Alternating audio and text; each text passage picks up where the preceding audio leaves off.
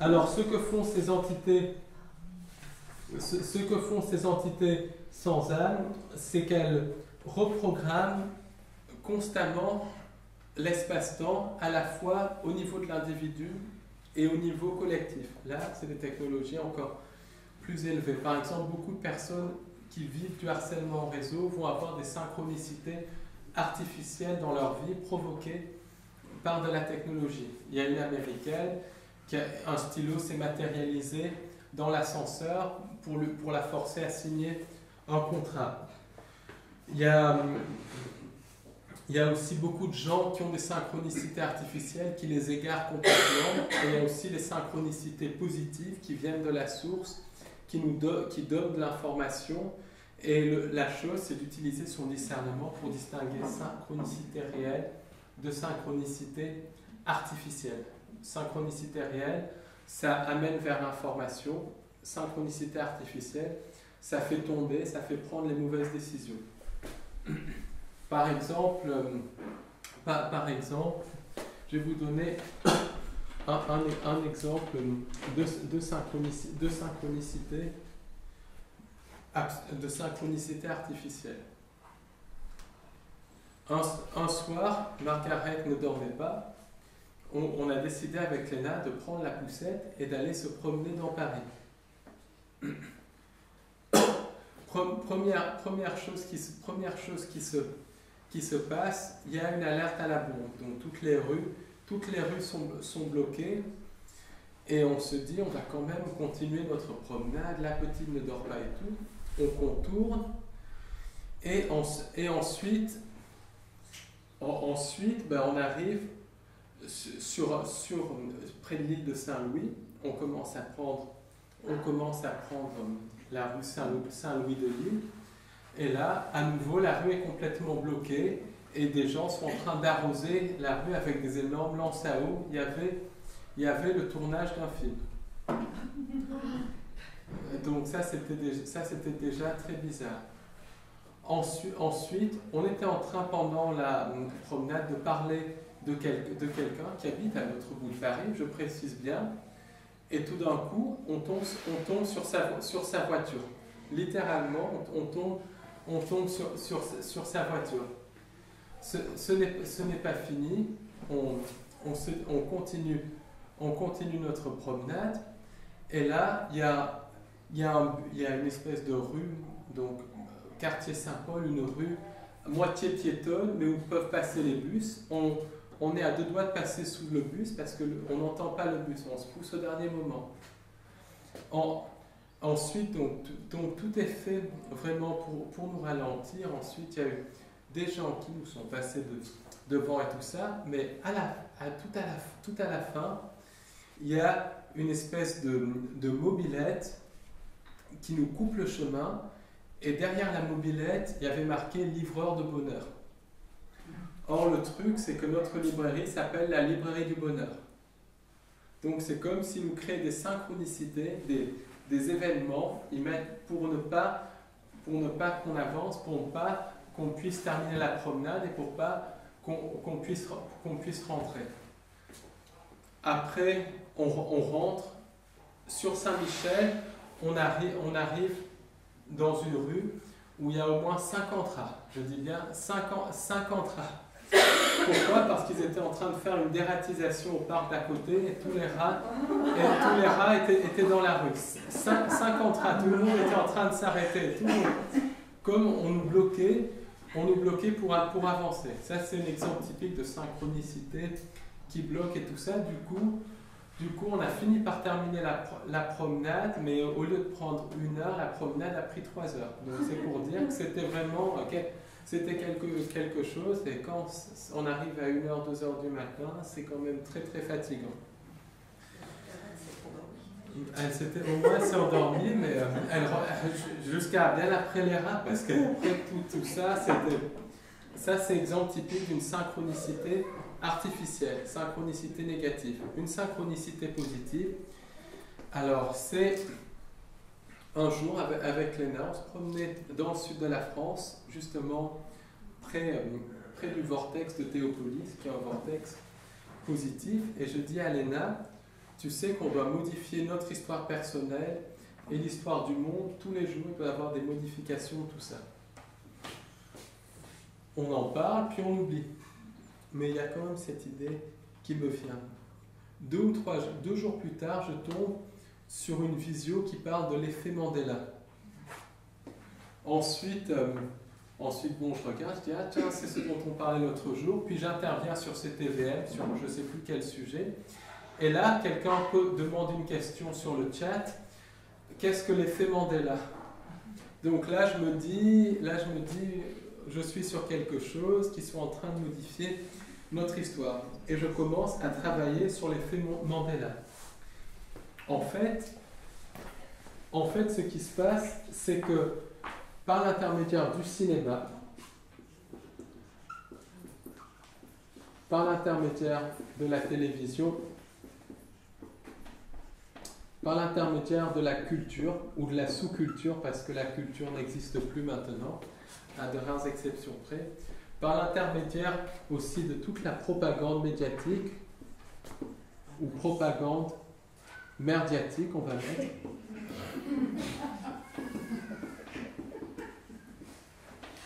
Eh ben, il nous pousse à consentir à la réalité qu'ils souhaitent. La réalité qu'ils souhaitent, c'est un faux sauveur externe, c'est la puce sous la peau, c'est le transhumanisme, c'est le chaos organisé, c'est le projet Bluebeam. Donc ensuite, tout cela génère des égrégores qui reprogramment notre subconscient et basiquement, ils nous utilisent pour générer la réalité qu'ils veulent, puisqu'ils ne peuvent pas créer à proprement parler, donc ils nous font créer la réalité qu'ils veulent. Et s'il y a suffisamment de personnes qui se branchent sur un certain égrégore, l'égrégore va générer une réalité qui va devenir une réalité consensuelle. Ensuite, par leur technologie, ils meublent tout ça. Et ensuite, ils arrivent au résultat voulu. Simplement, ce qui se passe, c'est que parfois, le résultat voulu, comme il y a eu des événements dans le passé qui ont été mal adaptés, tout ça, le résultat voulu n'est pas comme ils le veulent. Donc à ce moment-là, comme les gens ont consenti au résultat voulu, par exemple au projet Bluebeam, ils vont reprogrammer le passé pour que le projet Bluebeam, pour que le projet du faux sauveur externe aille dans leur sens. Et ils ne violent pas les lois du consentement puisque les gens ont consenti. Donc ce qu'ils vont faire, c'est qu'ils vont reprogrammer la timeline, le continuum d'espace-temps pour que ça arrive bien au point A et non pas à un point B qui est proche du point A mais qui n'est pas ce qu'ils veulent vraiment. Donc par exemple, qu'est-ce qui se passe? Par exemple, on va dire que dans une version, Napoléon a gagné à Waterloo et que donc il a réussi à sa domination sur l'Europe et tout. C'est la réalité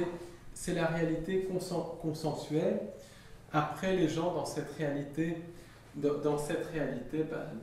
consentent au projet Bluebeam, et après, les entités sans âme se rendent compte, par leurs calculs, par leur technologie, que le projet Bluebeam se fera, mais pas de la manière dont ils veulent, que ça sera mal adapté, qu'ils n'auront pas assez d'énergie et tout. Donc, qu'est-ce qu'ils vont faire? Ils vont reprogrammer le passé et vont créer une timeline alternative, une timeline où Napoléon a perdu la bataille de Waterloo pour arriver à leur but. Et je suis persuadé, je n'ai pas de preuves directes, mais je suis persuadé qu'on se réveille le matin avec des souvenirs tant au niveau de notre vie personnelle, tant au niveau de l'histoire, qui n'étaient pas là la veille. Par exemple, on peut se réveiller avec les nazis, avec les Allemands qui ont gagné la Seconde Guerre mondiale. C'est les nazis qui ont gagné, mais pas les Allemands. Ou bien on peut se réveiller avec cette réalité-là. Au niveau de notre vie personnelle, on peut se réveiller avec un passé totalement différent de la veille, parce qu'il y a des reprogrammations totales. Alors, il y a des petits indices qui parlent de ça. C'est l'effet Mandela. L'effet Mandela montre qu'il y a des gens, le complexe militaro-industriel, les entités sans âme, manipulent le passé. Par exemple, beaucoup de gens se rappellent que Nelson Mandela est mort dans les années 80 et que sa femme Winnie Mandela a prononcé un discours quand il était mort. Et les gens se rappellent bien que c'était dans les années 80 parce que par exemple Mandela est mort le jour où ils faisaient leur baptême et tout. Or en fait Mandela est mort en 2013, mais il y a des gens qui se rappellent bien de Mandela mort dans les années 80, un grand pourcentage de la population. Ensuite, même sur la mort de Mandela, moi je pensais qu'il était mort en août 2013, Léna pensait que c'était moi je pensais au printemps 2013, Léna pensait que c'était en août 2013, alors qu'en fait il est mort le 5 décembre 2013, donc il y a beaucoup de flou sur ce personnage. Dans des films aussi, il y a des changements, par exemple des phrases de films qui vont changer. Il y a des marques qui vont changer, par exemple Fébreze, ça s'écrit avec un E, alors que moi j'étais persuadé que ça s'écrivait avec deux E. C'est ce qu'on appelle l'effet Mandela, c'est des modifications de l'espace et du temps. Donc ça porte sur des petits détails, mais à mon sens, ça doit porter sur beaucoup d'événements de notre histoire. C'est à la fois une reprogrammation de la fausse création, une reprogrammation du subconscient. Alors pourquoi des personnes se rappellent de l'effet Mandela? À cause de la loi du consentement. Ils sont obligés de montrer certaines choses pour que les gens consentent encore plus à ça. Plus les gens consentent, plus ils peuvent manipuler. Et c'est lié, l'effet Mandela, c'est lié au CERN, c'est lié aussi aux attentats sous fausse manière, où ils ouvrent des vortex, des passages dimensionnels, parce qu'en fait, chaque possibilité va créer une espèce de programme de la matrice. Chaque possibilité va créer des espèces de programmes de la matrice. Et en fait, en ouvrant des portes dimensionnelles, ils vont utiliser une technologie pour faire fusionner les timelines et modifier le passé. Ça, c'est extrêmement intéressant. Ça, c'est vraiment quelque chose que je suis en train d'étudier à fond. Et là, il y a eu encore une synchronicité positive. J'avais déjà eu un appel d'une personne qui me disait que le Luxembourg, c'était un pays qui avait été reprogrammé, il y a au moins 1 an de ça. Bon, je me suis dit, pourquoi pas, je ne connaissais pas l'effet Mandela. Cette personne me rappelle, il y a quelques jours, en me disant, tu devrais jeter un coup d'œil au niveau du Luxembourg. Il m'a dit, le Luxembourg, ça s'est créé, c'est une région de la Belgique qui est devenue le Luxembourg, et lui, c'est un passionné de géographie. Et quand il était jeune, il écrivait toutes les capitales, tous les pays d'Europe, et lui ne se rappelle pas du Luxembourg. Il se rappelle d'avoir découvert le nom Luxembourg dans les années 2000. C'est un truc de fou. Pourtant, quelqu'un qui connaît la géographie, quelqu'un qui n'est pas bête, il se rappelle d'avoir connu le Luxembourg dans les années 99, dans les années 2000. Et il travaille au Luxembourg parce qu'il est agent de sécurité, les conditions financières sont mieux qu'en France, et il a des problèmes pour quitter le Luxembourg pour aller se réinstaller en France parce qu'il ne trouve pas de travail côté français, mais il cherche à partir parce qu'il y a un truc de absolument pas naturel là-bas. Quand il est au Luxembourg, il a rencontré un autiste Asperger, donc quelqu'un qui est vraiment en contact avec certaines forces, certaines choses qui ne sont pas forcément négatives, mais qui recevaient de la connaissance. Et cette personne lui dit, donc des années avant l'effet Mandela, que le Luxembourg a été programmé, créé au début des années 2000, à la fin des années 90. Donc c'est un truc de fou. Et moi, je pense que ces états sont reprogrammés dans la matrice. Ces états sont reprogrammés dans la matrice pour pouvoir cacher certaines activités illicites des Illuminati et certaines bases souterraines.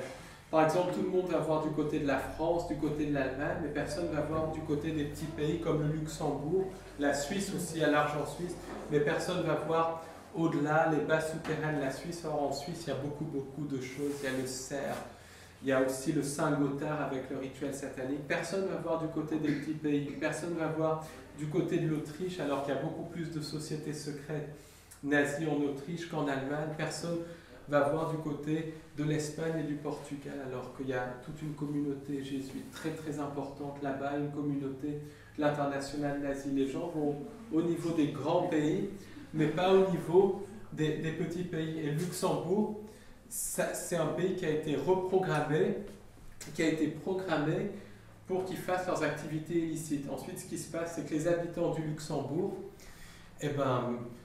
un matin ou une nuit, leur subconscient est reprogrammé pour avoir des souvenirs d'avoir été luxembourgeois. Et le continuum d'espace-temps est totalement reprogrammé pour qu'ils se réveillent le matin luxembourgeois et qu'ils pensent toujours avoir été luxembourgeois. Alors, il y a d'autres pays où c'est le cas, mais j'ai cet exemple précis du Luxembourg. Ça paraît complètement fou, mais avec des technologies, tout est possible. Arthur C. Clarke disait que les technologies avancées sont comme de la magie. Et je suis vraiment en train d'étudier ça à fond. Et d'ailleurs, l'effet Mandela, il y a des maps mondes, par exemple, qui montrent l'Italie accrochée à la Sicile, alors qu'il y avait toujours quelques kilomètres d'écart entre l'Italie et la Sicile. L'Australie qui a beaucoup plus monté, qui est beaucoup plus proche de l'Indonésie et tout ça. Il y a des modifications au niveau de la carte du monde. Donc ça peut... voilà, il y a des choses qui sont en train d'être changées dans la géographie. Et l'effet Mandela, ça montre qu'il y a vraiment quelque chose des choses qui sont en train d'être reprogrammées. De là, on peut dire on peut dire que par exemple, beaucoup de découvertes scientifiques, c'est de la manipulation. Il y a une théorie scientifique dominante qui va être émise pour asservir les gens. Par exemple, la théorie que les Égyptiens étaient des stupides, qu'ils n'avaient pas de technologie et qu'ils ont construit les pyramides avec des morceaux de bois. Complètement ridicule, complètement stupide. Ça, c'est vendu comme un consensus dans les merdes d'université, les merdes de lycée et tout ça. C'est de la propagande. Et ce qu'il faut savoir, pour avoir été dans le monde scientifique, c'est que la plupart des scientifiques vont prendre par exemple un connard comme Louis Pasteur et vont reproduire cette expérience sans rien créer. C'est ce qu'il faut savoir. Les scientifiques qui créent sont très rares, non pas parce qu'ils ne veulent pas, mais parce que tout le système est fait pour qu'ils ne créent pas. Donc, il y a des étudiants en archéologie, mettons, qui vont aller faire des fouilles en Égypte. Eh bien, on peut imaginer qu'ils reprogramment dans la matrice, dans le continuum d'espace-temps, des morceaux de bois, des choses comme ça, pour que les étudiants les découvrent, pour que justement, ils donnent de l'eau au moulin au fait que les pyramides ont été construites par des stupides Égyptiens et tout ça. Inversement, ils peuvent aussi, et c'est ce qu'ils sont en train de faire, créer des découvertes, programmer des découvertes dans le continuum d'espace-temps, comme par exemple des découvertes de technologies très avancées, pour nous montrer non pas qu'on est dans un système de dévolution, non pas qu'on a été génétiquement modifié par des extraterrestres, mais pour nous faire croire que les extraterrestres sont les dieux créateurs. Donc ils peuvent faire des deux côtés, programmer des choses dans le continuum d'espace-temps. Donc il y a ce paramètre aussi à tenir en compte. Je suis en train d'étudier tout ça, je vais en parler dans mon prochain livre, mais ça va très très loin. Ça va très très loin. Et quand on comprend l'effet Mandela, on comprend la manipulation à 2 ou 3 crans au-dessus. Ça va beaucoup plus loin que des choses cachées et tout ça. Il y a des choses qui sont reprogrammées. Donc, en résumé, il y a des pseudo-États qui sont inventés par les merdias comme Daesh, mais il y a d'autres États qui sont littéralement reprogrammés dans la matrice, comme le Luxembourg, comme peut-être d'autres pays. En tout cas, ils modifient notre passé constamment. Donc c'est un paramètre à bien tenir en compte. Et moi, ce que j'essaye de faire, c'est que si j'ai des choses importantes qui viennent, c'est de les noter pour pas oublier certaines choses, parce qu'ils peuvent reprogrammer. Ça paraît énorme. Alors, l'intelligence artificielle, c'est un autre gros morceau.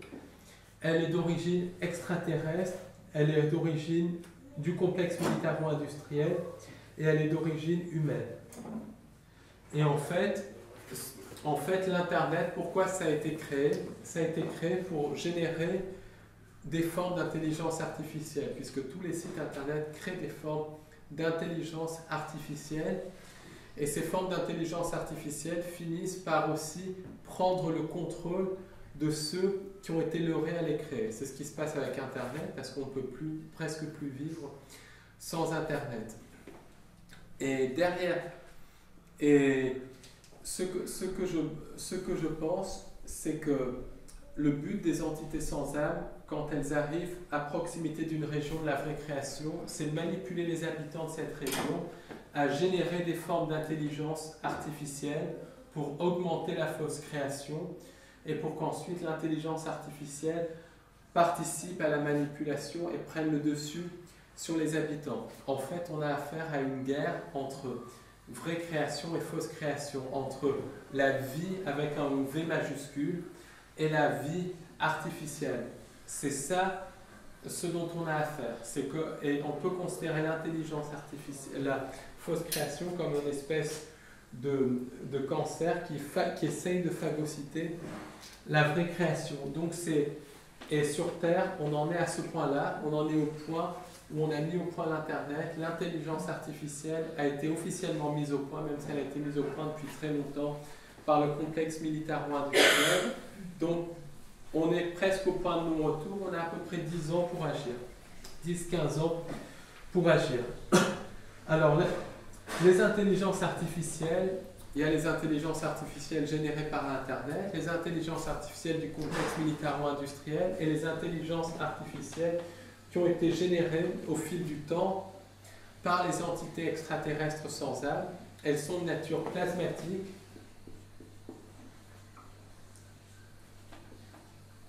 Elles sont de nature électromagnétique. Elles sont vectorisées par certaines pierres, alors par le granit. Elles sont vectorisées par certaines météorites. Elles sont vectorisées par les villes, les ondes de forme des villes.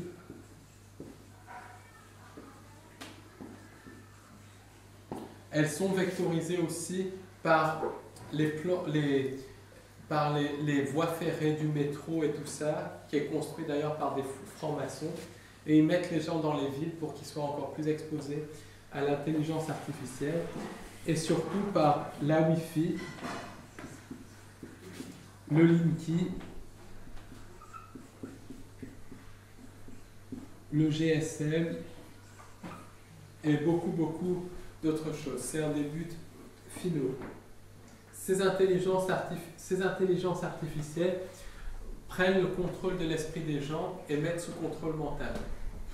Alors par exemple, je me suis beaucoup posé la question pourquoi les gens tournaient toujours comme des stupides autour d'une espèce de météorite à la Mecque.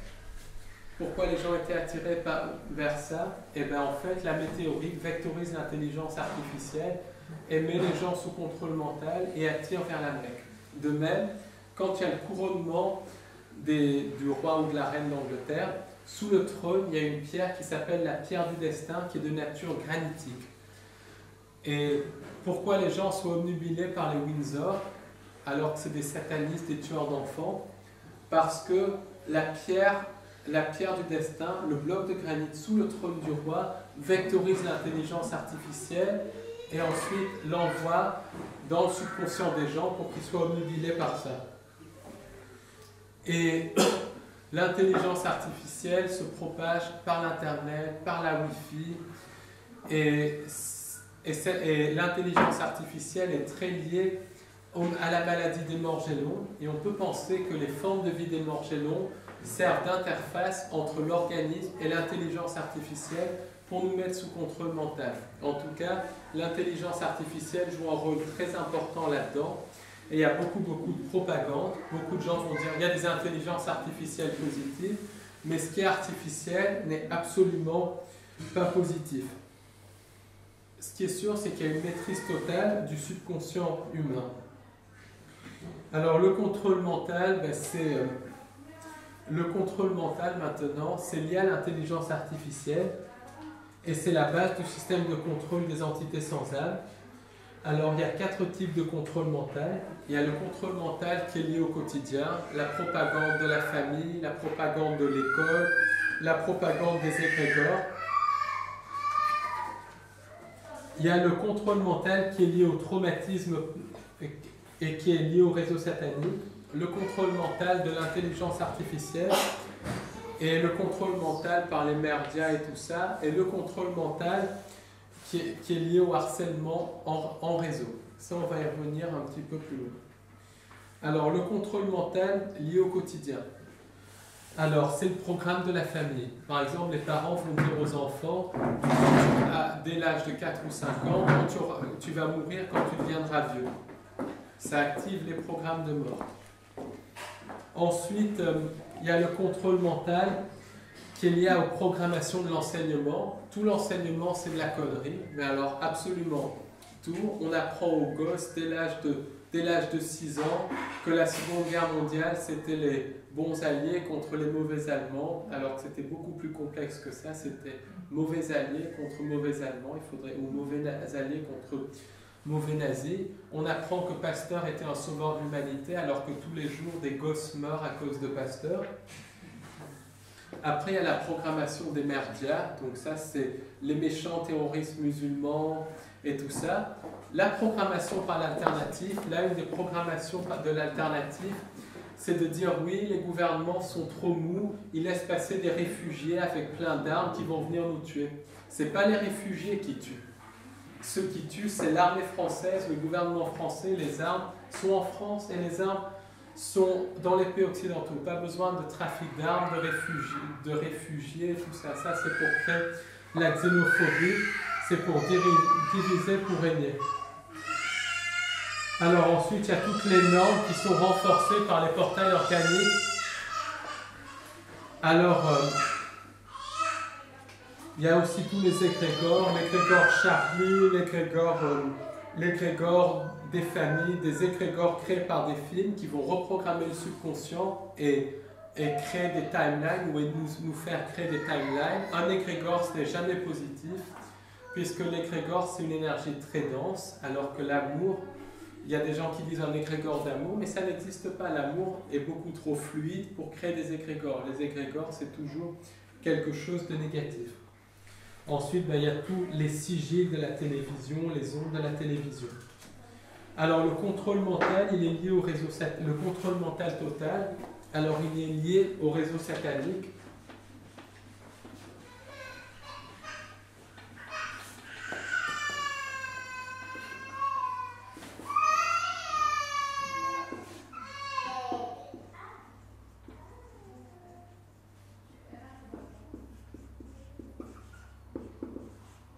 Alors, ça touche à peu près 10-12% de la population. Donc, c'est vraiment lié aux familles sataniques. C'est lié à un traumatisme. Et en fait, quand quelqu'un a un traumatisme, le subconscient va être fragmenté, puisque ça va créer une barrière amnésique. Et ce fragment du subconscient va être reprogrammé. Et il y a des programmes de contrôle mental qui peuvent créer plus de 2000 personnalités dans l'esprit d'une personne. En fait, ce qu'ils font, c'est qu'ils créent un traumatisme, ils fragmentent le subconscient et par l'intermédiaire de drogue, par l'intermédiaire d'hypnose, par l'intermédiaire de magie noire et de conjuration d'entités, ils vont programmer chaque fragment du subconscient. Il y a des différents niveaux de contrôle mental. Il y a du contrôle mental de haut niveau et de bas niveau, mais le principe est le même, traumatisme, reprogrammation. Et chaque personnalité va être conjurée par un stimulus, par un son, par une musique, par des programmes télé. Beaucoup de programmes télé sont là pour en fait faire naître des programmes de contrôle mental, conjurer des personnalités.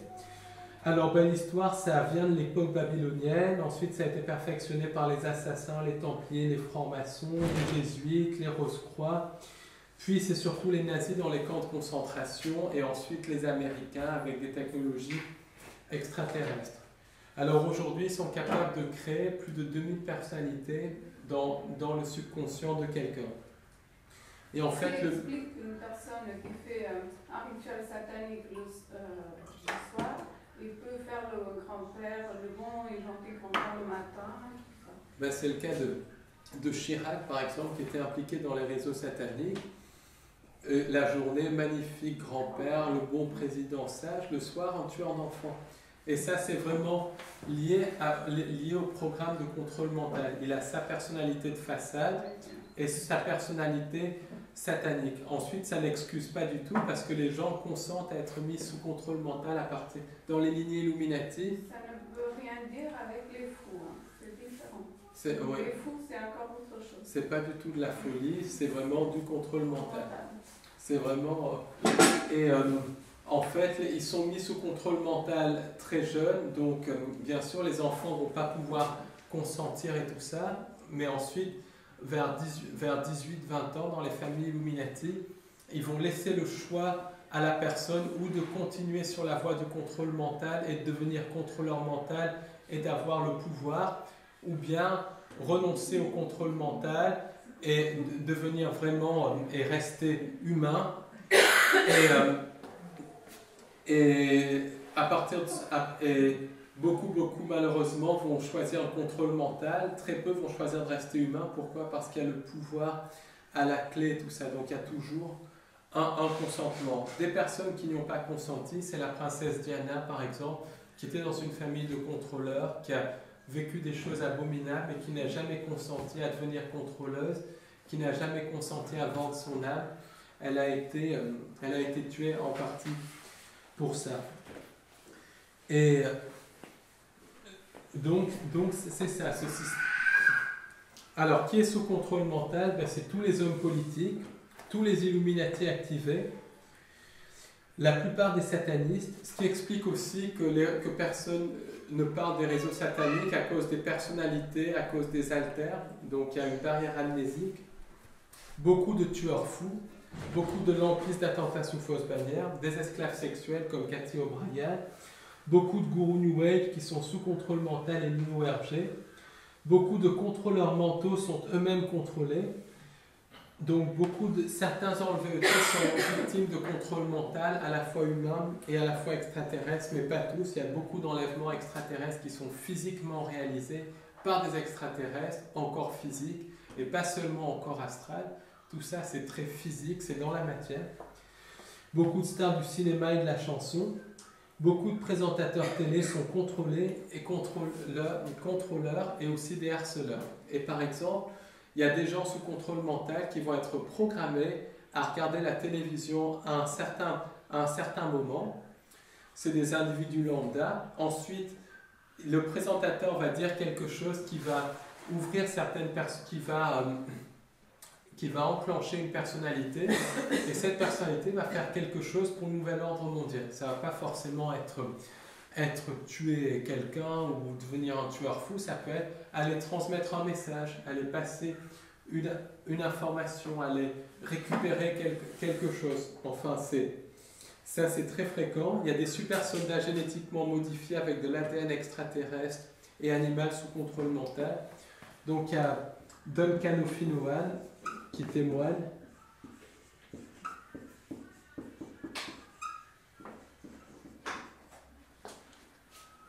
Ensuite, il y a Aaron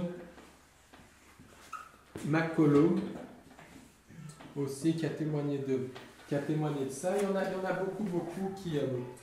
il y en a beaucoup...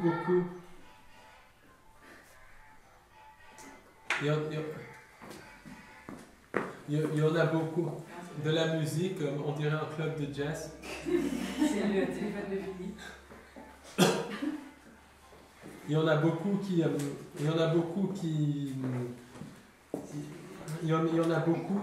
sont, beaucoup de harceleurs aussi sont sous contrôle mental. Et il y a le contrôle mental maintenant par l'intelligence artificielle. Maintenant, ils sont capables de télécharger directement des personnalités dans l'esprit des gens par l'intermédiaire de l'intelligence artificielle, ce qui fait qu'on peut être pris par l'intelligence artificielle à tout moment. En fait, ce n'est pas un contrôle mental comme la fragmentation, mais l'intelligence artificielle peut posséder quelqu'un pendant quelques minutes, quelques secondes, et télécharger des souvenirs dans l'esprit des gens. Et beaucoup de transmissions de channeling sont des manipulations de l'intelligence artificielle. Alors, l'intelligence artificielle peut imiter aussi les voix, c'est ce dont on a parlé. Et il y a aussi des humains synthétiques, des espèces de clones qui se promènent parmi nous et qui sont animés par l'intelligence artificielle. Et il y a des recherches qui ont été faites par des avocats dans les années 70-80, par un avocat américain, dont je n'ai plus le nom en tête, mais on peut facilement le retrouver. Et cette personne a dit que que les présidents américains, après Kennedy, ont été assassinés quand ils sont arrivés à la Maison Blanche et clonés. Et on peut tout à fait penser qu'il y a du vrai là-dedans et qu'ils sont manipulés par l'intelligence artificielle. Et c'est certainement pas qu'aux États-Unis, en France, en Russie, en Chine. Et alors, il y a une autre forme de contrôle mental qui montre aussi la puissance de l'intelligence artificielle, c'est le harcèlement en réseau. Alors, c'est ça qu'on étudie avec l'ENA. On a reçu maintenant plus de 50 témoignages de première main de personnes victimes de harcèlement en réseau. On a reçu le dernier témoignage jeudi. Donc le harcèlement en réseau, ça dépend parce que c'est quelque chose qui est tellement fréquent que ça dépasse l'entendement. J'ai lu les premiers. Ah oui, ça existe bien. On a bien vu les harceleurs quand il y avait des victimes, des harceleurs qui passaient espionner. Nous-mêmes aussi, on a été espionnés. Donc ça existe bien. On constate, on n'est pas des gens on n'est pas fous, les victimes ne sont pas folles. C'est bien là, c'est quelque chose qui existe. Il y a même des gens qui ont filmé leur harceleur, le comportement de leur harceleur, c'est bien là. Donc moi j'ai découvert ça en 2010 en lisant des témoignages américains. J'ai mené mes enquêtes là-dessus et je me suis rendu compte que c'était un phénomène qui était extrêmement fréquent. J'ai même eu vent de ça en 2007 quand une femme qui avait été victime d'enlèvement extraterrestre et qui avait eu des contacts aussi avec des extraterrestres positifs, elle avait les deux, elle disait toujours être suivie, être photographiée, entendre des sons dans ses oreilles et tout ça. Et moi je ne l'ai pas trop cru au début, je me disais elle doit se faire peut-être des idées et tout ça. Et en 2010 j'ai découvert le harcèlement en réseau, je me suis dit c'est ça, c'est ce dont elle parlait. Après j'ai parlé de ça sur Meta TV en 2015 lors de mon intervention. Meta TV où je n'interviendrai plus d'ailleurs parce qu'ils se sont moqués de victimes de harcèlement en réseau, c'est honteux. C'est abject, c'est honteux de se moquer de gens qui souffrent. Quand on est un journaliste, même qu'on y croit ou qu'on n'y croit pas, on pose des questions et on ne juge pas, on ne se moque pas. Et c'est la même chose aussi pour Bob et tout ça, c'est tout des faux de l'opposition contrôlée. Je suis intervenu plusieurs fois là-bas, voilà, c'est des gens qui sont dans l'argent, qui sont là pour faire leur business, qui ne veulent pas savoir de l'information et qui sont là pour se foutre de la gueule des chercheurs et des victimes. Et dès que ça dépasse un petit peu leur niveau de conscience, il n'y a plus personne. Par exemple, vous pouvez regarder, après les attentats du vendredi 13, il y a Bob qui jouait le Charlie et tout ça, pour faire le politiquement correct en disant que c'était des fondamentalistes qui avaient fait ça et tout. Ils faisaient la même propagande que les médias et tout. Donc c'est des gens, voilà. C'est des gens, je dis même pas qu'ils sont méchants, je dis qu'ils sont bêtes, que c'est de l'opposition contrôlée et que c'est fric. Tout simplement. Mais c'est des sujets trop importants pour se moquer des victimes. Alors,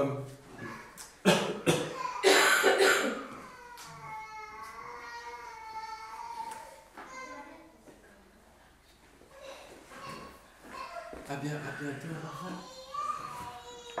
Alors, comment cela se manifeste?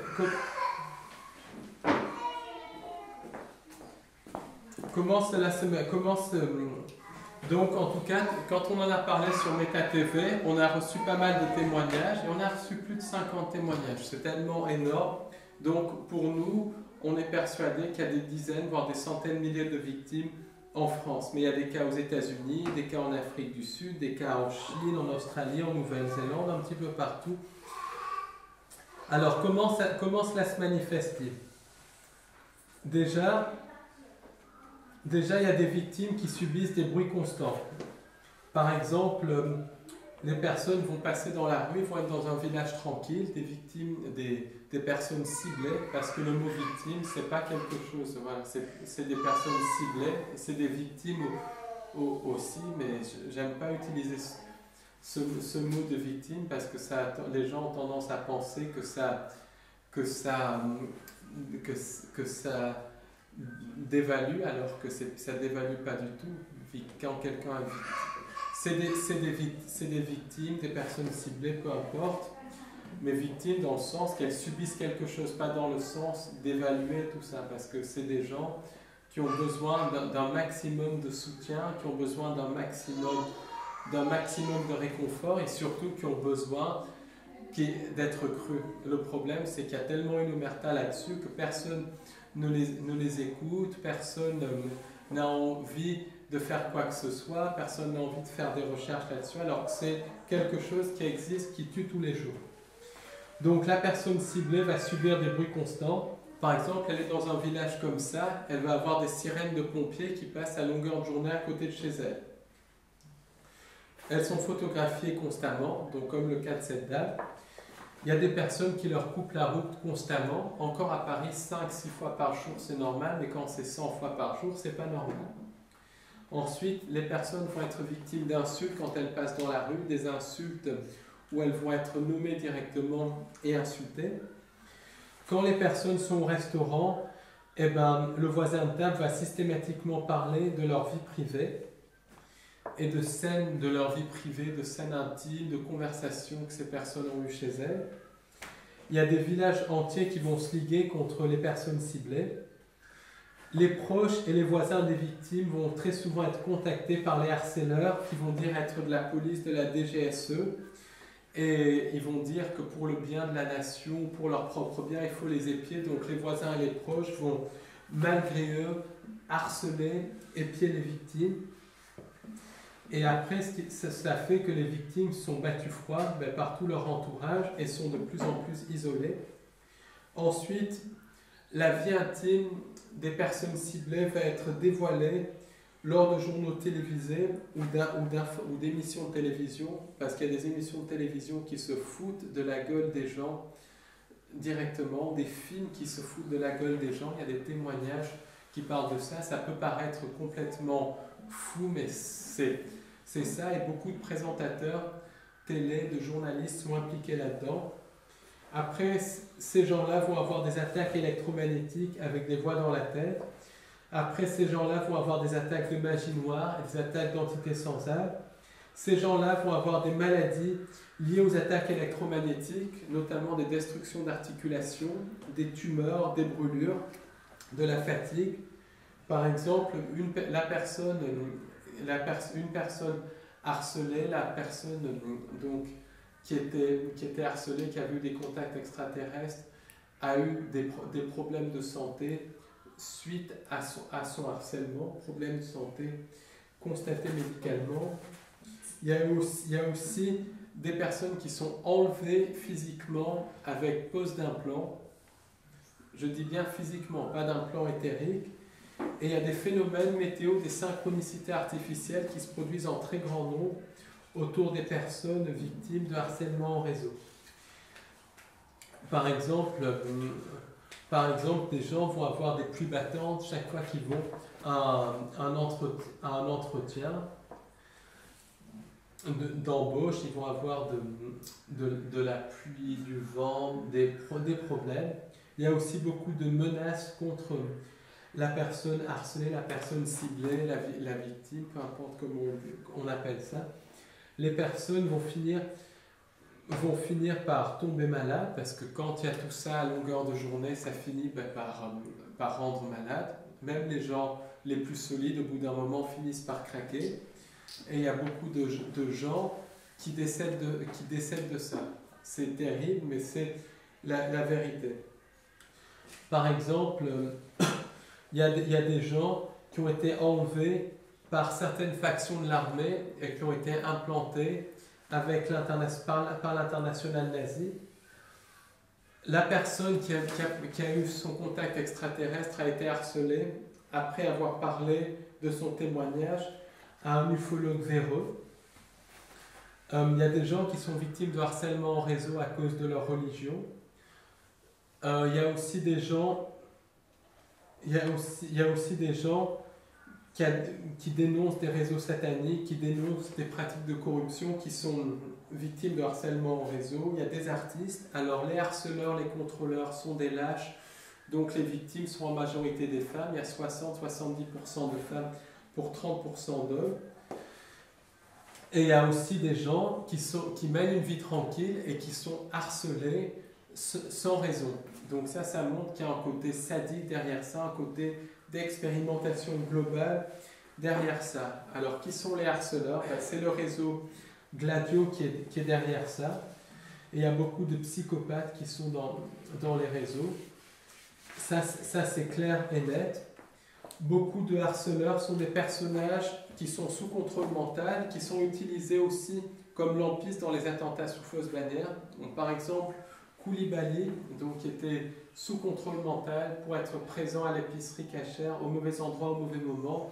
Il a le profil typique d'un harceleur, puisque c'était un délinquant, ensuite qui avait ses entrées à l'Élysée. Après avoir fait de la prison, il avait ses entrées à l'Élysée, ce qui montrait qu'il était sous contrôle mental par l'entourage de Sarkozy ou par Sarkozy lui-même. Et ces gens-là sont mis sous contrôle mental pour faire les basses œuvres des hommes politiques.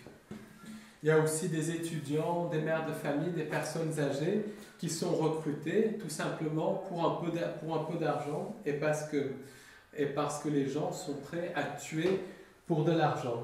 Après, il y a aussi des gens qui sont recrutés dans ces auras parce que ils croient que tout ce que fait le système est bien, ils croient bien faire, ils sont leurrés par le système à faire ça, le système leur dit si vous faites ça, vous rendez service à la patrie. Et le problème, c'est que beaucoup de portails organiques vont faire ce que le système leur dit de faire parce que pour eux, il n'y a rien au-delà du système. Et ça explique malheureusement que beaucoup de gens vont tuer parce que le système leur dit de tuer. Il y a l'exemple de beaucoup de militaires et tout ça qui vont aller bombarder des innocents parce que le système leur dit de faire ça. Ils ne vont même pas se poser la question du comment, du pourquoi. À partir du moment où une autorité leur dit de faire ça, ils vont le faire. Alors, c'est aussi un tabou, comme le satanisme. Et c'est vraiment un fléau. Et ce qu'on peut dire, c'est qu'il y a des gens qui se retrouvent harcelés par tout un village. Alors là, c'est clair que ce n'est pas tout le village, pas tout, qui fait partie du réseau Gladio. Ça, c'est clair et net, ce n'est pas tout le village. Et avec Léna, on a beaucoup pensé pourquoi des gens harcelés, quand ils déménageaient, se retrouvaient très souvent harcelés par toute une rue, par tout un village. Et ça, encore une fois, c'est l'intervention de l'intelligence artificielle qui va prendre le contrôle de gens dans la rue et qui va faire en sorte que ces gens insultent la victime et tout ça. Donc c'est vraiment quelque chose. Donc c'est vraiment quelque chose qui a plusieurs niveaux, à la fois un niveau de psychopathie pure, parce qu'il y a beaucoup de psychopathes qui harcèlent, niveau des réseaux Gladio, niveau des portails organiques, et il y a aussi l'intelligence artificielle qui intervient derrière tout ça. Et qui sont les contrôleurs? Qui contrôlent ça? Ben, il y a des hommes politiques, il y a des présentateurs de télévision et des acteurs, des francs-maçons de haut niveau. Il y a beaucoup de personnalités de l'alternative qui sont derrière ça. Alors ça c'est clair et net, je ne dirai pas de nom, mais il y a des gens dans l'alternative, dans la politique alternative, qui sont des contrôleurs et qui harcèlent des gens, qui harcèlent des innocents. Il y a les Rose-Croix aussi, il y a une dizaine de personnes qui étaient harcelées. Dans les témoignages qu'on a reçus, une dizaine étaient harcelées par les Rose-Croix liées à l'alternative, l'internationale nazie. Et les tireurs de ficelles, c'est les entités sans âme. Parce qu'avec Léna, on a vraiment étudié ça à fond. Et il y a un côté vampirisme psychique. Il y a un côté, les entités jouent littéralement avec les gens pour prendre les émotions. Si on monte, c'est un espèce de jeu pervers, un espèce de jeu sadique. Et une chercheuse américaine qui est victime de harcèlement en réseau est victime d'enlèvement extraterrestre du nom de Carissa Conti, qui a écrit un livre très documenté sur tout ça. Elle arrive aux mêmes conclusions. Elle dit qu'il y a un aspect jeu sordide, jeu sinistre, aspect expérimentation dans tout ça. C'est un petit peu comme un psychopathe qui joue avec sa victime. C'est vraiment extraction d'énergie. C'est un jeu vraiment pervers. Alors, le problème, c'est que ça dérange. Le problème, c'est que parce qu'on a dénoncé ça avec Léna, on a essayé de nous faire taire, on a essayé de nous intimider, mais jamais on n'arrêtera de dénoncer, jamais, jamais. Tant que ça ne s'arrêtera pas, on continuera à dénoncer ça. Donc je vous invite à en parler autour de vous, aux personnes ouvertes d'esprit, pour que ça se sache un maximum, parce que ces gens-là sont des lâches, ils agissent dans le secret, et plus le nombre de personnes est au courant, moins ils peuvent agir. Alors, maintenant, ce dont je voulais parler, c'est en fait de l'opposition contrôlée, puis ensuite on va passer à la conclusion. Alors la partie opposition contrôlée, c'est une partie qui est très importante. Alors, l'opposition contrôlée, c'est quoi? Alors c'est déjà la politique alternative.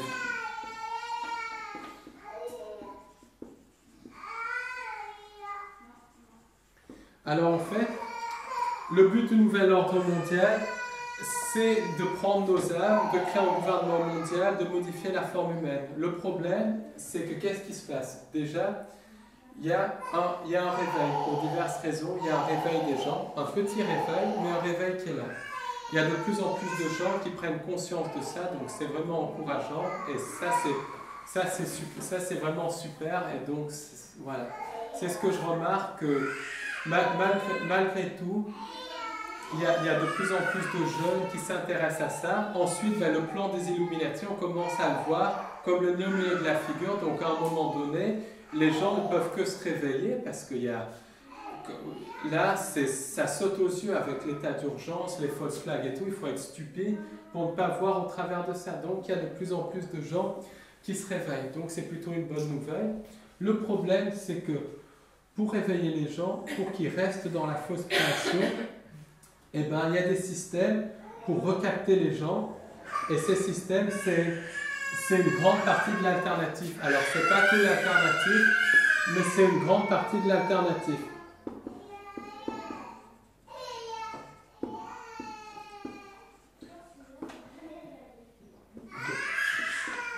Recapte les gens.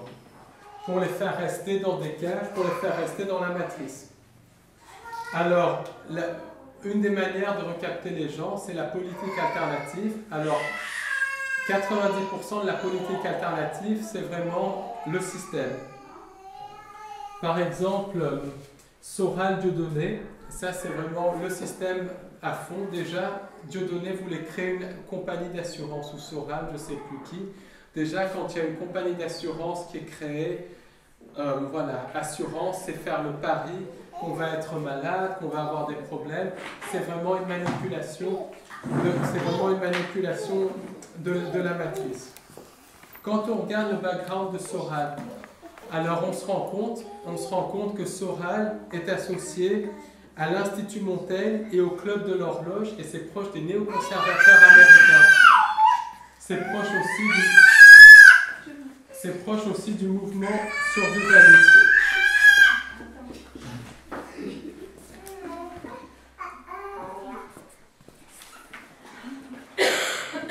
Après, je t'appelle pour ta partie. Et moi je m'occuperai de parce que Léna va faire la dernière partie. C'est proche des néoconservateurs américains. Alors, je ne dis pas que Soral est même conscient de ça. Je pense que c'est plutôt un idiot utile de ça. Quoique je pense que dans sa position, il ne peut pas ignorer qu'il est manipulé. Je pense qu'il est manipulé quand même volontairement. Mais je pense qu'à la base, il était sincère, mais qu'il s'est fait prendre et que maintenant, ça l'arrange bien d'être pris par tout ça. En tout cas, il y a beaucoup de ces comportements qui montrent qu'il y a un certain contrôle mental autour de lui. Par exemple, il ne va jamais parler de censure, il ne parle jamais des jésuites, il ne parle jamais de l'internationale nazie. Quand des gens vont aux réunions de Soral et qui posent des questions sur les Illuminati, ils refusent d'en parler, parce que soi-disant il faut rester dans terre à terre, ils refusent de parler d'extraterrestres, ils commencent à s'ouvrir aux chemtrails d'ailleurs, et ça c'est un côté plutôt positif, parce que comme quoi c'est très ambivalent. Il a publié le livre de Claire Séverac sur les chemtrails, donc il y a peut-être une ouverture de ce côté-là, mais globalement ça reste très bas, ça garde les gens dans des cages. Ensuite, il n'est pas exclu qu'il publie le livre de Claire Séverac pour qu'elle soit une façade, pour avoir une sorte de bonne conscience, pour faire la personne ouverte et tout ça. Parce que Claire Séverac, c'est une personne très intègre, très honnête, qui mène une très bonne recherche et qui, moi je la connais personnellement, c'est une personne vraiment honnête, qui n'est pas du tout dans le mouvement Soral Dieudonné, mais bon, qui a publié son livre où elle a trouvé, et je me demande s'il ne l'utilise pas pour se donner bonne conscience.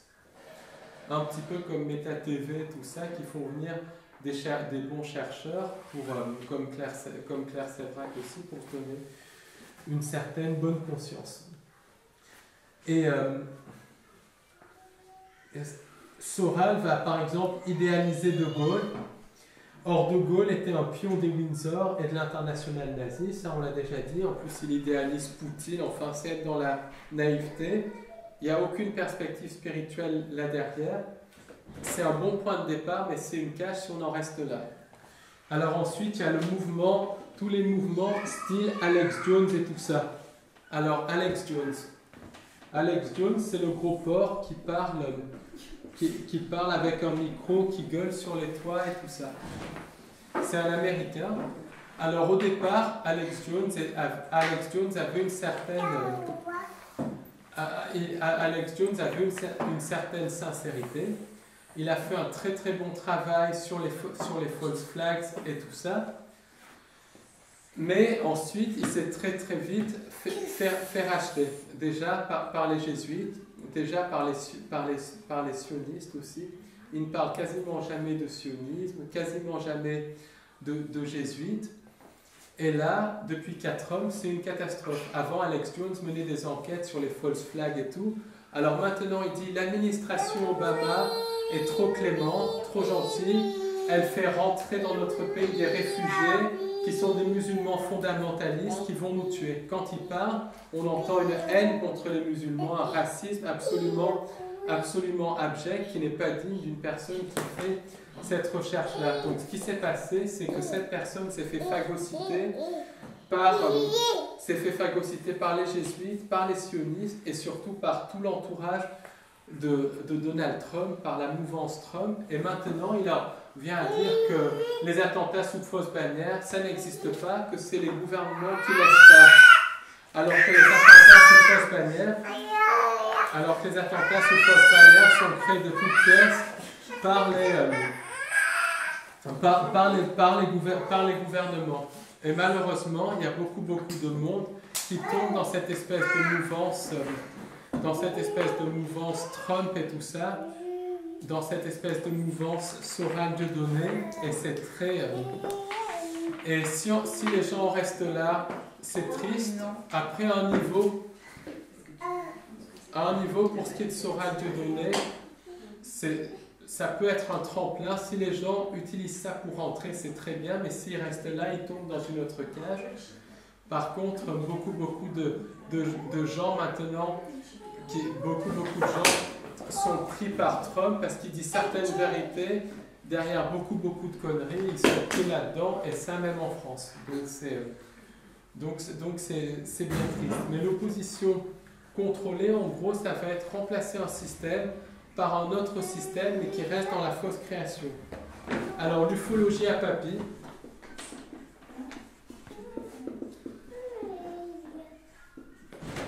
C'est un autre système de manipulation. C'est de la merde, parce qu'on sait très bien, quand on est un peu ouvert d'esprit, qu'il y a des présences non humaines. Là, elle demande encore si une lumière dans le ciel, c'est bien extraterrestre ou pas. Est-ce que c'est extraterrestre ou pas? Oui, il y a peut-être des extraterrestres, mais bon. Et ces gens-là, dès qu'on commence à leur parler du 11 septembre, dès qu'on commence à leur... J'arrive, Margaret.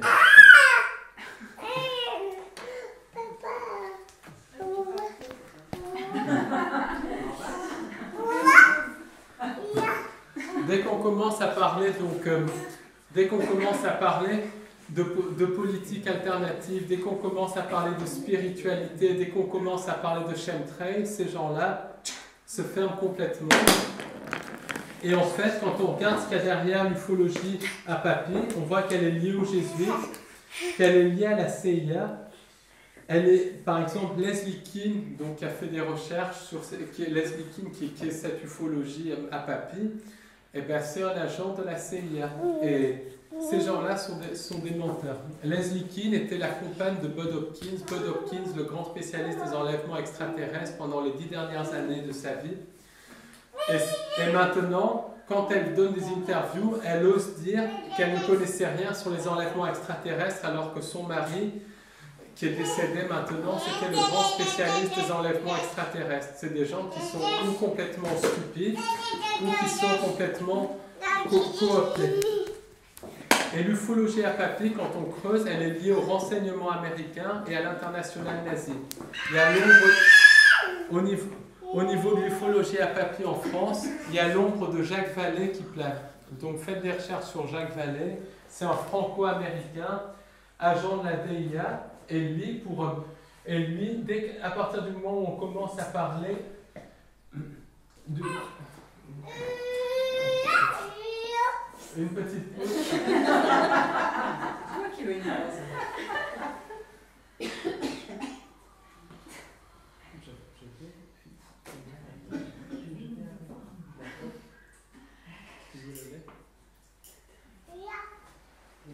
Je vous propose, on fait 5 minutes de pause et après on va reprendre. Est-ce que vous avez quelques questions? Ouais, on va.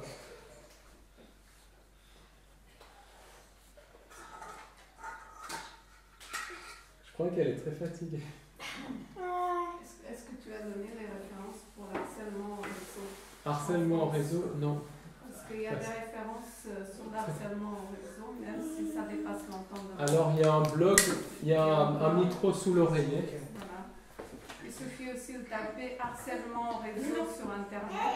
Il y a des gens qui témoignent de leur... qui font le témoignage de leur vie, ce qui leur arrive. Pour un très bon livre, sur le sujet, il y a le témoignage de Carissa Conti.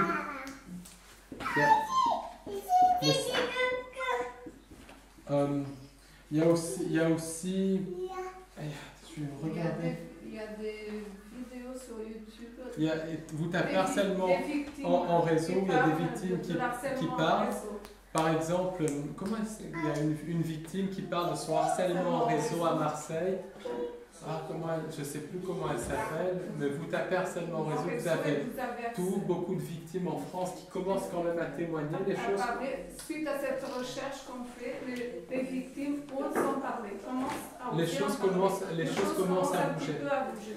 Alors, il y a le journaliste de CTVN, qui lui est un bon journaliste, Mohamed, qui a fait une émission sur le sujet, et ça a permis aussi de faire bouger pas mal les choses. Il m'a Il y laissé a aussi intervenir. MetaTV, Béatrice Albès, qui est Albès, passée sur mais après- MetaTV. Mais après, ils sont Et après, foutus d'elle, comme voilà, ils ont sont été discrédité, affreux. c'est ça qui est Ils très sont méchant. foutus d'elle, donc moi-même je suis passé à MetaTV, j'ai pas eu une mauvaise expérience personnellement là-bas, mais à vu ce qu'ils ont fait à Béatrice Albès, même si on paye, je ne repasserai plus jamais là-bas, ni chez Bob et tout ça. Maintenant je ferai les propres conférences et je choisirai vraiment où je passe, parce qu'il faut passer avec des gens d'esprit ouvert qui ne se foutent pas de la gueule des gens. Après, c'est bien de se poser des questions, mais pas de se foutre de la gueule des gens, pas d'en faire une rigolade, parce que ce n'est pas une rigolade.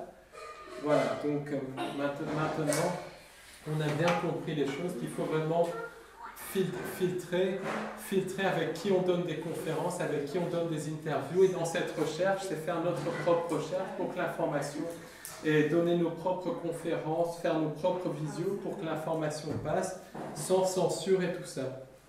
Alors, l'ufologie à papy, derrière ça, il y a Jacques Vallée. Alors, Jacques Vallée, c'est un franco-américain, agent de la DIA, qui lui va carrément en France et qui flatte l'ego des ufologues français.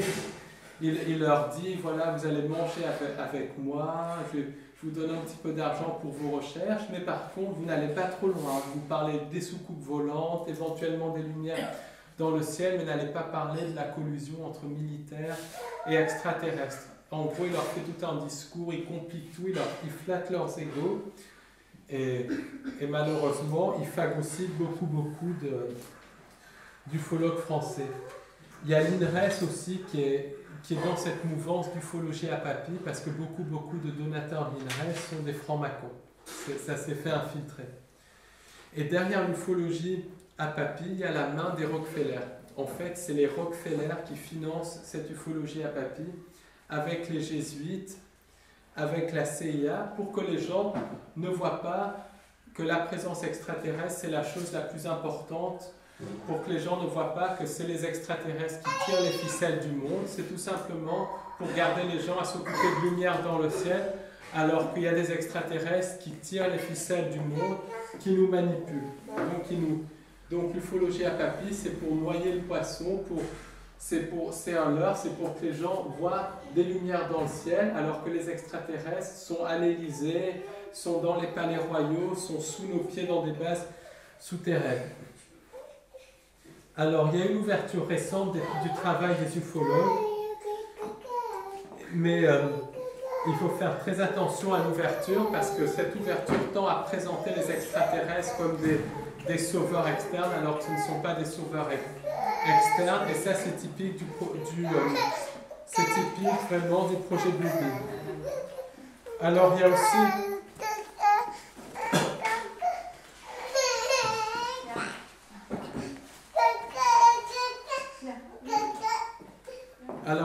Ensuite, il y a l'ufologie à Greer. Alors, l'ufologie à Greer, alors il y a aussi les gens qui parlent d'invasion extraterrestre. Alors là, il n'y a pas de risque d'invasion extraterrestre, puisque c'est eux qui nous ont fait venir ici. On est chez eux, ils nous ont mis dans leur fausse création. Donc, il n'y a pas de risque d'invasion extraterrestre. Ça aussi, il faut faire très attention à ça. Ils sont là depuis très longtemps. Ensuite, c'est clair qu'il y a des extraterrestres positifs, mais ce ne sont pas des sauveurs externes. Ils peuvent nous aider, mais pas nous sauver. Aide-toi et le ciel t'aidera. Le problème, c'est qu'il y a beaucoup de gens qui tombent dans l'ufologie à Greer. Et cette ufologie à Greer va présenter tout ce qui est humain comme très négatif, mais par contre, tout ce qui est extraterrestre comme très positif et tout ça. Alors, l'ufologie à Greer, j'ai fait mes petites recherches. C'est lié à la franc-maçonnerie, c'est lié au contrôle mental et c'est lié à l'ONU. Par exemple, Stephen Greer, le docteur Stephen Greer, qui a écrit 2 ou 3 livres sur les extraterrestres et qui est extrêmement connu, qui lui fait des conférences aux États-Unis dans le Press Club de Washington, qui est une antenne franc-maçonne et tout. Et bien, on se rend compte qu'il est lié à la famille Rockefeller et qu'il est lié à l'ONU. Il était très ami avec la femme de Boutros Ghali. Donc Boutros Ghali, c'est le secrétaire général de l'ONU qui est derrière les massacres de Bosnie et tout ça, et plusieurs millions de morts. Des témoins ont été mis sous contrôle mental par Stephen Greer. Donc ce n'est pas un personnage qui est du tout fréquentable. Et Greer, dans ses bouquins, appelle à un gouvernement mondial et dit que tous les extraterrestres sont positifs et qu'ils vont venir nous sauver. Et comme je dis, il y a beaucoup d'extraterrestres qui sont positifs, c'est clair, mais ce ne sont absolument pas des sauveurs. À partir du moment où les extraterrestres utilisent de la technologie, c'est qu'ils sont pris dans la fausse création et ils ne sont pas spirituellement beaucoup plus avancés que nous. Alors, après, donc, il présente les enlèvements extraterrestres comme positifs, alors qu'il n'y a rien de positif quand on est enlevé. Les gens enlevés, c'est une violation du libre arbitre, ils sont enlevés, vampirisés, et beaucoup d'enlevés ne reviennent pas, beaucoup d'enlevés disparaissent. Enlèvement, ce n'est pas la même chose que contact. Un contact, l'extraterrestre nous transmet un message qui peut être positif. L'extraterrestre peut nous contacter pour donner un message positif. Enlèvement, l'extraterrestre enlève, c'est une violation du libre arbitre. Après, par des moyens détournés, l'extraterrestre va faire en sorte que la personne consente, alors que le contact, l'extraterrestre va tout simplement contacter la personne. Alors, après, il y a toute une manipulation autour des starseeds. Alors, les starseeds, ça existe, mais en fait, ce n'est pas extraterrestre. Les starseeds, c'est des vrais humains, c'est des indigos qui s'incarnent pour faire bouger les choses. Ce n'est pas du tout extraterrestre, c'est des humains qui sont issus de la vraie création et qui ont choisi de se réincarner dans cette fausse réalité pour faire bouger les choses. Donc, quand les gens parlent de starseed, d'extraterrestres parmi nous et tout ça, moi ce que j'entends, c'est hybride, c'est nouveaux hybrides, c'est manipulation de l'espèce humaine, infiltration de l'espèce humaine. Donc ça c'est très très dangereux. Après il y a le New Age. Alors, le New Age, et c'est un petit peu ce qu'on va voir dans toute cette opposition contrôlée. Ils vont donner beaucoup de bonnes informations. L'ufologie à Greer, par exemple, ça parle du complexe militaro-industriel, des programmes spatiaux secrets, donc la bonne information. Mais après, ils vont mettre des éléments pour détourner cette bonne information pour garder les gens dans des cages. Le New Age, c'est pareil. C'est à la base un bon mouvement. À la base, je dis bien. En fait, c'est un mouvement qui parle de la présence ET, réalité indéniable, qui parle d'une vie après la mort, réalité indéniable aussi, qui parle de l'âme, réalité indéniable, mais après le New Age va parler de faux sauveurs externes et va relativiser les notions de bien et de mal. Et le New Age va dire tout est beau, tout est rose, même les gens qui tuent des enfants, c'est des gens qui n'ont pas compris les choses, mais ils sont pas méchants. Quand les enfants sont tués, c'est le mal absolu. Après, ils vont dire ah oui, mais le lion tue la gazelle, donc le lion, on peut considérer qu'il est mauvais de la perspective de la gazelle, mais en fait, il n'est pas aussi mauvais que ça. Ça concerne les animaux, ça ne concerne pas les humains. Les satanistes, qui ne sont d'ailleurs pas humains, qui tuent de sang-froid pour le pouvoir, c'est pas des gens de bien, c'est le mal, c'est la merde, c'est des gens abjects. Mais le New Age va dire non, tous ces gens sont beaux, tous ces gens sont magnifiques. Et en fait, le New Age vient de la Société de Théosophie et de Madame Blavatsky.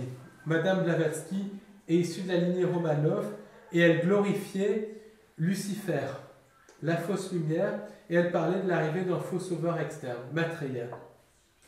Comme on l'a dit, Lucifer, c'est une face du démiurge, c'est la fausse lumière, ça conduit vers la mort. Ensuite, Teilhard de Chardin, il parle du concept de noosphère. Noosphère, c'est le transhumanisme.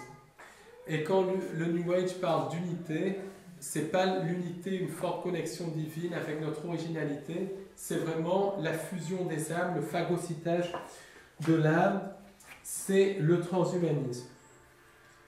Alors, Alice Bailey aussi, qui a succédé plus ou moins à Blavatsky, elle parle d'un gouvernement mondial qui devait être dirigé par un homme de la carrure de Roosevelt. Roosevelt, c'est lui qui a fait le Volksflag de Pearl Harbor. Il s'est fait élire sur la promesse d'un mensonge que l'Amérique ne rentrait pas en guerre. C'est un boucher au même titre qu'Hitler et que Staline. C'était pas du tout mieux, il a attaqué son propre peuple, puisque Pearl Harbor, selon ce qu'a dit M. Osorio, c'était des avions américains maquillés aux couleurs japonaises. Et après, ces gens-là disent, oui, il faut un président mondial de la carrure de Roosevelt, et ils parlent de l'ONU comme quelque chose de bien. L'ONU, c'est de la merde, c'est l'embryon d'un gouvernement mondial. Benjamin Crème, c'est la même chose. Et derrière le New Age, il y a l'ombre des jésuites. Et on voit ça parce que beaucoup de gens dans le New Age disent le pape François, quel homme magnifique et tout ça. Le pape François, il a dénoncé des gens pendant la dictature militaire en Argentine.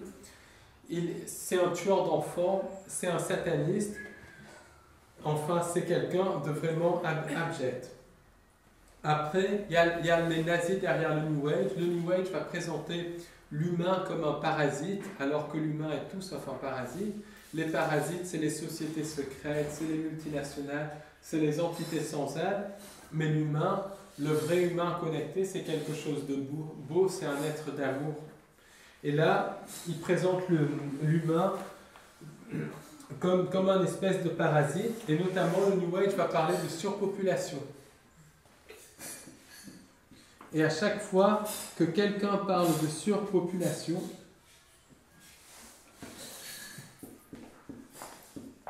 c'est qu'il y a l'ombre de l'international nazi derrière. Alors, par exemple, dans le New Age, il y a beaucoup de propos ouvertement racistes. Par exemple, ils vont dire que les peuples sémites sont des sous-races, que les noirs sont des sous-races et tout ça. Ça, c'est carrément dans beaucoup d'enseignements New Age, alors qu'il n'y a pas de race supérieure, pas de race inférieure, il n'y a que des humains. Voilà. Et ça va être dit très subtilement, mais ça va être dit. Alors, par exemple, un des héros du New Age, c'est Jacques Fresco du projet Vénus. C'est un ancien nazi, membre du Ku Klux Klan. Et lui veut créer une société technologique ou aseptisée, technologique, avec transhumanisme et tout ça. Et il parle de projet Vénus. Vénus, c'est Lucifer. Lui et sa femme sont des manipulateurs et sont vraiment des gens qui poussent vers le transhumanisme. Quand on regarde qui finance le New Age, il y a la lignée Beatty. Alors, Sherry McLean, c'est la sœur de Warren Beatty, le milliardaire. Et il y a la lignée Rockefeller. Il y a aussi les Rose-Croix. Ah oui, complètement. Et les Rose-Croix parlent de transformation, comme le New Age parle de transformation, alors qu'il n'y a pas de transformation, il y a déprogrammation. Il y a à se déprogrammer. Après, il y a tous les enseignements de la Confédération Galactique. Là, c'est beaucoup de manipulation de l'international nazi, c'est du contrôle mental, c'est une manipulation par les entités sans âme. Alors, Alcyon Pléiade aussi. Pendant longtemps, j'ai pensé que c'était un très bon channeling, Alcyon Pléiade. Simplement, il faut regarder les vidéos jusqu'à la fin. Pendant les 90 premières minutes, ça donne de l'information, de la bonne information. Et après, à la fin, ça parle des sauveurs extraterrestres. Et il y a beaucoup d'images où on voit des humains tout contents avec des extraterrestres autour d'eux. Mais on se rend compte que tous les humains sont blonds aux yeux bleus. Il n'y a pas un noir, il n'y a pas un musulman, il n'y a pas... tout le monde est blond aux yeux bleus. C'est des images qui feraient rêver Hitler. Donc on voit vraiment l'international nazi, le contrôle mental derrière ça, et certaines entités sans âme qui manipulent. D'ailleurs, beaucoup d'enseignement New Age provient du channeling, et c'est vraiment 90% d'escroquerie, non pas que les channels soient faux, mais parce que les channels sont leurrés ou par des entités sans âme, ou par des parasites psychiques, ou bien ils sont leurrés par de l'intelligence artificielle qui se fait passer pour des êtres de lumière. Et très souvent, le channeling va donner que des banalités, va parler de sauveur externe, va porter un jugement sur l'humain. Le vrai channeling, parce que ça existe, où le channel est vraiment en contact avec des êtres de la vraie création, ça donne des messages concrets, des enseignements spirituels extrêmement concrets, et ça donne vraiment, ça donne du concret pour pouvoir vraiment faire un travail sur nous. Mais 95% du channeling, c'est des manipulations des entités mentales, de l'intelligence artificielle, des programmes de contrôle mental, et c'est destiné déjà à flatter l'ego, parce que oui, vous êtes des dieux, vous le channel, vous êtes un représentant de Dieu sur terre. La situation est catastrophique, mais ce n'est ni bien ni mal, c'est le plan de Dieu, et de toute façon, vous allez être sauvés. Restez tranquillement dans votre coin, ne faites rien. Ça, c'est du faux channeling, c'est typique. 90% du channeling, c'est ça. C'est vraiment inciter les gens à la passivité, c'est vraiment inciter les gens au relativisme. Après, il y a beaucoup une déification vraiment de Thoth, d'Hermès et tout ça. Or, Thoth, Hermès, c'est Lucifer. Et tout ça c'est de plus en plus propagé. Et beaucoup de chercheurs de vérité français ont été repris par ça, malheureusement, qui faisaient des bonnes recherches, ont été pris par ça. Ils tombent vraiment là-dedans. Alors, ce qu'on peut dire, c'est que beaucoup de contacts extraterrestres, donc de contacts, je ne parle pas d'enlèvement, je parle de contacts, c'est des manipulations d'entités sans âme qui se font passer pour des êtres de la vraie lumière, alors que c'est des êtres de la fausse lumière. Il y a des contacts extraterrestres physiques qui sont positifs, qui eux vont transmettre une information spirituelle importante, qui vont donner vraiment des faits très importants, mais c'est extrêmement rare, mais il y en a. Ça, c'est clair qu'il y en a. Et en fait, quand on est face à un extraterrestre, quand on est face à une transmission de channeling, c'est vraiment utiliser son discernement, voir si l'information résonne avec notre être pour vraiment faire la distinction entre ce qui est manipulation et ce qui est vrai. Pourquoi c'est important de faire preuve de discernement? C'est pour ne pas jeter le bébé avec l'eau du bain. Parce que à cause de toute cette manipulation, on peut rejeter un vrai contact. Le vrai contact sera en général beaucoup plus discret. L'information sera pertinente, à la fois concrète et à la fois spirituelle. Et ça sera une information qui sera valable dans l'ici et maintenant. Que ce soit contact physique, contact du channeling. Donc c'est vraiment faire preuve de discernement. Maintenant, il y a beaucoup d'extraterrestres qui sont là, qui sont présents sur Terre, qui sont neutres ou plutôt bienveillants, mais comme ils utilisent la technologie, ils sont pris dans la fausse création, donc ils ne sont absolument pas plus avancés que nous spirituellement. Et le problème, c'est que les gens vont les prendre pour des dieux, alors qu'ils ne sont pas des dieux, ils sont pris comme nous dans la matrice. Ensuite, le New Age va parler du mal comme l'absence de lumière, alors que le mal, ce n'est pas l'absence de lumière. Le mal, c'est le mal. Là aussi, il y a tout ce relativisme New Age qui est très dangereux. Après, le New Age nous parle de karma. Alors, le karma, c'est quelque chose qui existe, mais c'est quelque chose dont on peut se déprogrammer. On n'est pas obligé d'accepter de se réincarner. Si on fait le travail sur nous, on peut éviter les pièges de la fausse lumière. Le karma, la réincarnation, c'est encore des pièges de la matrice pour nous leurrer à nous réincarner. Un des pièges de la fausse création, du démiurge, c'est de nous faire croire que de vie en vie, on évolue, alors que de vie en vie, de par la nature même de la fausse création, on dévolue. Et en fait, on peut se déprogrammer de vie en vie si on fait un travail sur nous. Mais c'est un travail sur nous qui doit être absolument constant. Les lois du karma sont là, ça c'est clair et net, mais c'est des lois de la matrice. À partir du moment où on a fait un travail sur nous, qu'on s'est déprogrammé du contrôle mental et qu'on a travaillé notre connexion divine et qu'on a entretenu notre connexion divine, on peut vraiment se déprogrammer des lois du karma, du cycle d'incarnation et de réincarnation.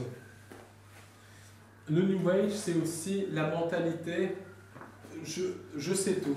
Par exemple, quand on donne des conférences à Paris, très souvent il y a des gens qui disent « Oh, je sais tout ça, je sais tout ça. » Oui, toi tu sais tout ça, mais il y a des millions et des millions de personnes qui ne savent pas. Donc si tu sais tout, tu n'as qu'à pas venir.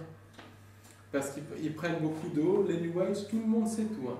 Alors, tout le monde sait tout, mais après, quand on creuse, on se rend compte qu'il n'y a absolument rien. Qu'ils vont faire que répéter certaines visios, ou bien ils vont avoir...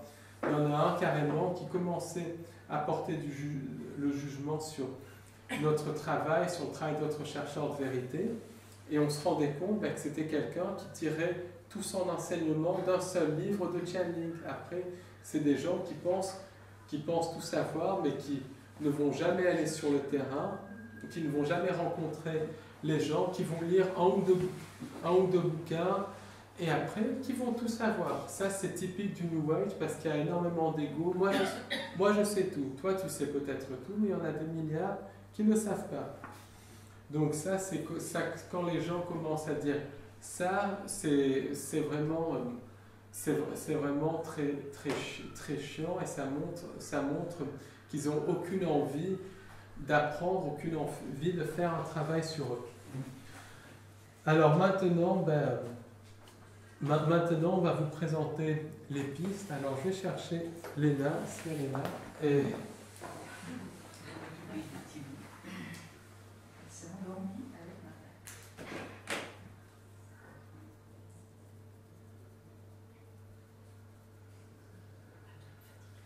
Si vous avez faim, vous pouvez. Il faut construire ici de pas mal de choses.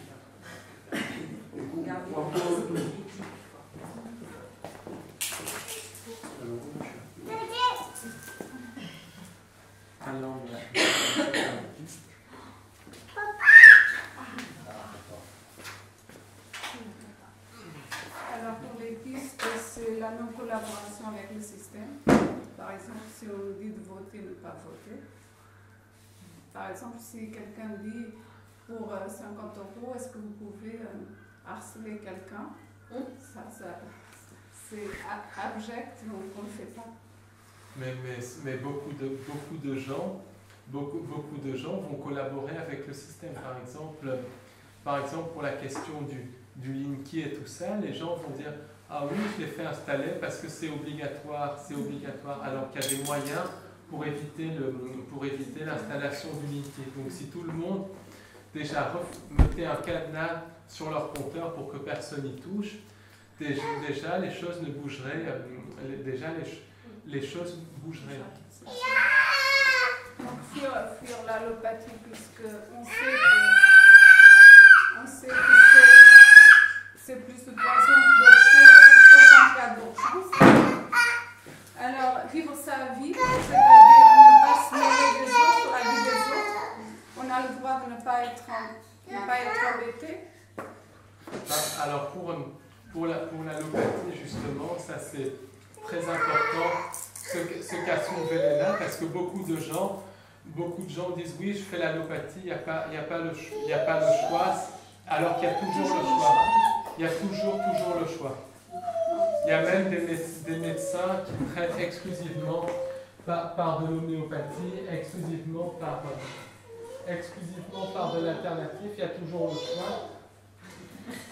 Oui, voilà, je disais. Avoir l'esprit critique. Beaucoup de gens il y a beaucoup de gens aussi qui font l'allopathie parce que c'est remboursé. Donc Dieu arrive mal et pour être bien vu. Mais on s'en fout. Qu'est-ce qui est plus important? Est-ce que c'est 20 € ou est-ce que c'est la santé? De toute façon, un bon thérapeute, voilà, un bon thérapeute, si la personne ne peut pas payer, eh ben, il fera quand même quelque chose sur une base des gens, mais il fera quelque chose. Ça, donc, voilà. Mais après, il y a aussi la peur du jugement. C'est ça, la peur d'être jugé. Ils se disent non, je vais faire comme les autres. Donc, ils font tous la même chose parce qu'ils sont dans la peur. Donc, moi, si ça ne me plaît pas quelque chose, je ne vais pas faire pour faire plaisir aux autres. Voilà. Ce qui est important, c'est faire plaisir à soi. Et puis après les autres, c'est une autre histoire. Et c'est pas être égoïste, attention. C'est C'est savoir s'aimer. Parce que si on ne s'aime pas, on ne peut pas aimer les autres. Et le problème, c'est que tout dans le système est là pour qu'on ne s'aime pas. Déjà l'enseignement scolaire, vous êtes des stupides, mais les présidents, les élites sont là, il faut être comme eux, mais vous êtes encore des stupides. Ensuite, les religions à un certain niveau, vous êtes des stupides et tout ça. Même le New Age, vous êtes des humains, mais vous êtes encore immatures, vous êtes des dieux, mais vous êtes immatures. Hein. Il faut que les extraterrestres viennent vous sauver. On n'a pas à faire plaisir, on n'est pas des dieux, ça c'est clair, il n'y a que Dieu, mais on n'a pas à se dévaluer non plus. On est là, on est des humains, on a une âme, on peut se prendre en charge, on peut se gouverner soi-même.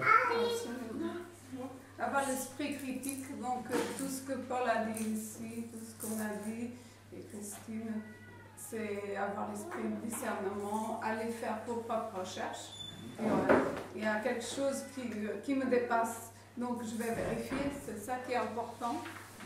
Voilà, c'est ça. Parce qu'il y a beaucoup d'informations qui nous dépassent forcément dans cette salle, que ce soit l'harcèlement en réseau, que ce soit les rituels sataniques, ça nous a dépassé quand on a découvert nous aussi.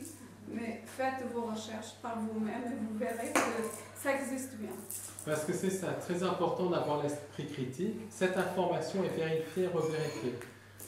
Mais allez vérifier par vous-même, faites vos propres recherches, parce que le problème, c'est que beaucoup de gens dans cette recherche vont dire « Ah, moi je pense comme ça, parce qu'un tel a dit ça. Ah oui, mais un tel a dit ça. Et moi je suis éveillé. Moi je suis éveillé, un tel a dit ça, donc c'est comme ça. » Non, non.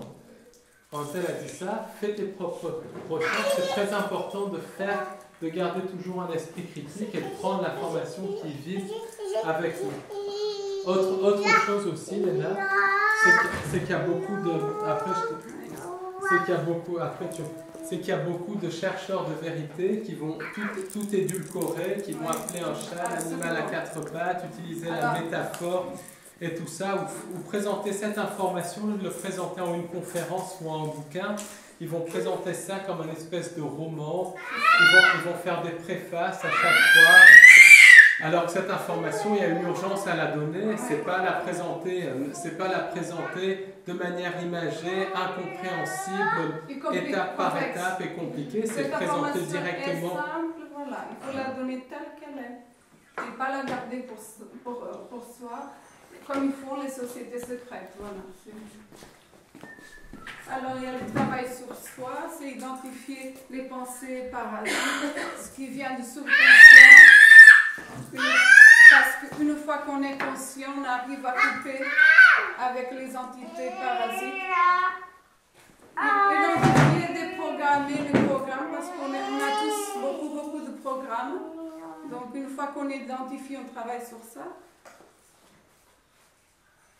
Il n'y a pas de sauveur externe, donc il n'y aura pas Jésus qui viendra nous sauver, malheureusement. Voilà. Même si Jésus existe bel et bien, je vais sortir c'est ça, parce qu'il y a beaucoup de gens qui disent que ça n'a pas existé. Il a existé, simplement, voilà. Alors, pas de sauveur. Les êtres des êtres de lumière, soit sont les anges ou les guides, sont très discrets. Il faut écouter l'intuition avec tous les bruits, la pollution, les voitures, tout ce qui nous entoure, on n'entend plus.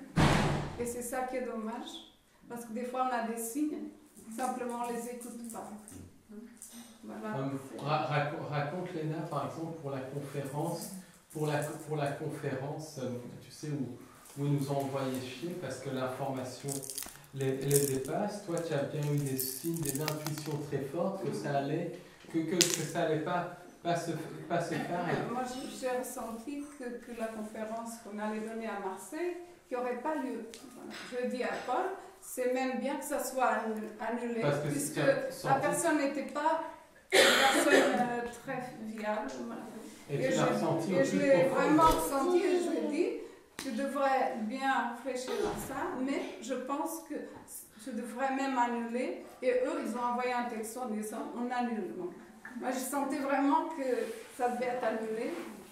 Mais c'est ça le problème, c'est quand on a ces intuitions qui viennent de Dieu, les synchronicités positives et tout ça, on a tendance à ne pas les écouter parce qu'il y a l'ego qui intervient, il y a tout ce qui est autour de nous, ça intervient et on laisse passer. Et c'est vraiment, dès qu'elles arrivent, c'est pas quand on réfléchit. Quand on réfléchit, c'est terminé. C'est le subconscient qui se met en route. En fait, c'est à l'instant T. C'est quand on est branché tertiel. À l'instant présent, on a l'information. Se faire confiance. Alors, c'est très important aussi. Il y a un chercheur, Jordan Maxwell. Après Jordan Maxwell, c'est quelqu'un qui a des connexions avec la théosophie, la maconnerie et tout, donc apprendre avec des pincettes. Mais il a dit une chose qui est quand même très importante, c'est qu'il a dit qu'à un moment donné, il était dans une réunion avec des amis et tout ça, et tout d'un coup, il y a une petite voix qui lui a parlé, qui lui a dit dégage de là, il va t'arriver malheur. Et il a écouté la petite voix, et il s'est mis à courir, et la voix lui disait tu cours, jusqu'à ce qu'on dise d'arrêter. Il a couru sur des kilomètres, il s'est arrêté, tout le monde l'a pris pour un fou, sa femme a dû penser complètement fou, il a laissé tout en plan et tout. Après, quelques temps plus tard, il s'est rendu compte qu'il y avait des bonhommes là-bas qui lui auraient fait du mal, qui l'auraient peut-être éliminé ou enlevé ou un truc comme ça. Donc c'est vraiment écouter l'intuition. Le problème, c'est qu'il y a l'ego qui intervient, et ça, c'est être à l'écoute de l'intuition.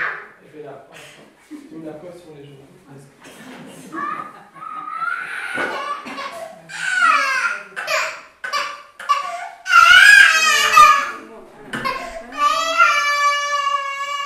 Il n'y a pas de réveil collectif, donc c'est chacun de nous à faire un travail sur nous, c'est pas les autres qui vont nous aider, c'est chacun de nous qui va faire un travail sur soi.